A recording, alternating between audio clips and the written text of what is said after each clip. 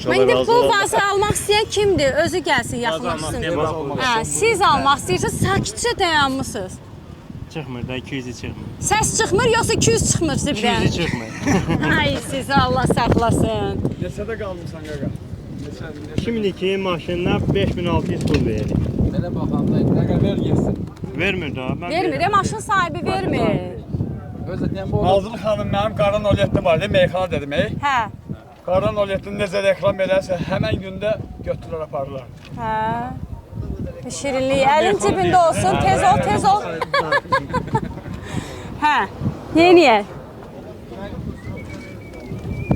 5800'ə. 5600. Qonşu rayondan. Cavan oğlansan, sən də dəli. Yox, sağ Birinə görə vallahi yaxşı. Yarın kimisə xətrinə deyim, amma indi vallahi. Gedək biz istifadə. Həqiqətən də vaz ya, qəşəngdir. Belə seçiminiz pis deyil. Həqiqətən seçiminiz pis deyil. Bu qədər maşınların arasında qəşəngdir vəziyyəti görün bu 07-nin. İstəyən ki, bunlara qismət olsun. Olsun, biz nə deyirik? Əsas odur ki, pul düz olsun, düz olsun. Neyi, nətər eləyək? Siz bir pulu çıxardın da cibinizdən.